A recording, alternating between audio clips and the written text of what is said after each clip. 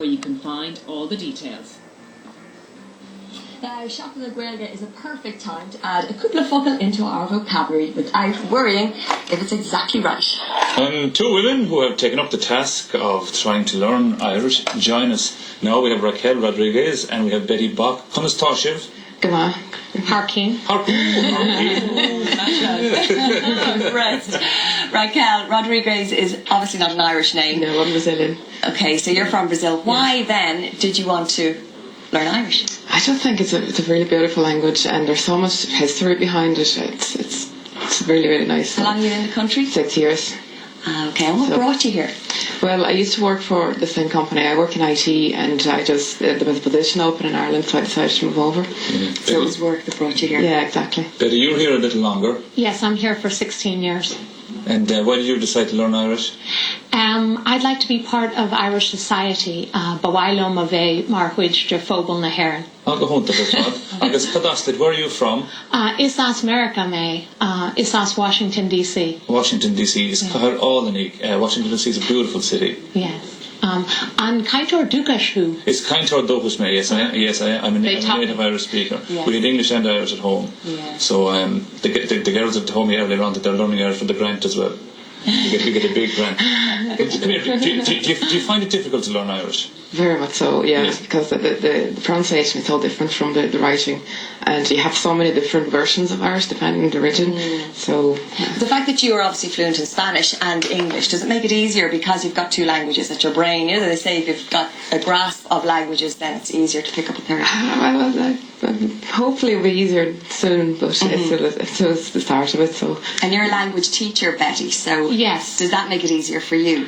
I wouldn't say it makes it easier, but I think it's good for me to be in the student role.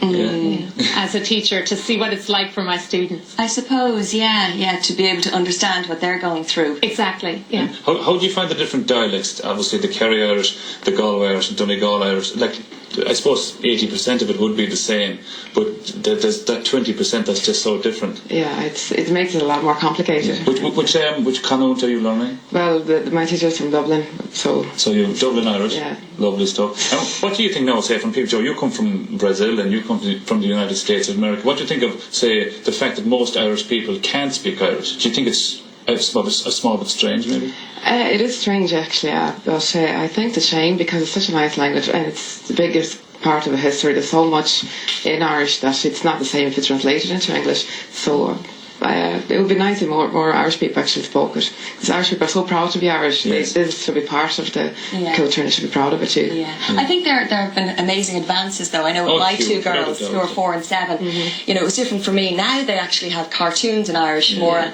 had one of the girls from Gigi on yesterday.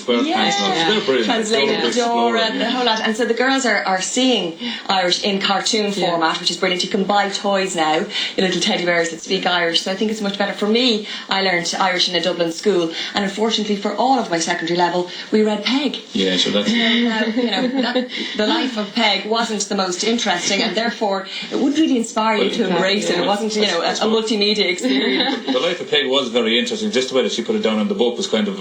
True. That's true. Well, no, it is, because especially when you're reading it for 4 years. You know what I mean? Yeah. But I think it's great now that at least we're proud of it and we are embracing it more. Exactly. We have a few phrases for you tomorrow. I know you're going to be enjoying St. Patrick's Day around Dublin. So this is the first one.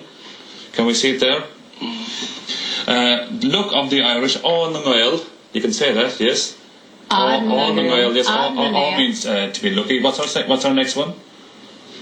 Oh no! If there's any good looking men out there now, ladies, right? I know there's a load of Kelly fellas looking for a nice girl from Brazil and from Washington DC. So go on. When I give that go on. Okay, Tuair Póg Dom is Arnach May.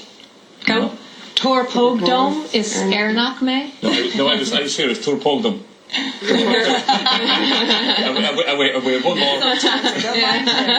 Comic to ag luch on the shamrock. Where will you be wetting the shamrock?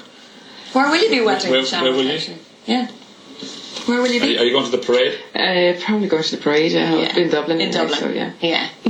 Well, there are plenty of events happening all over the country anyway, so you've got your choice. Well done, and congratulations. And I hope you continue with your Irish studies. I will indeed. And we'll probably see you in TG Carr next year.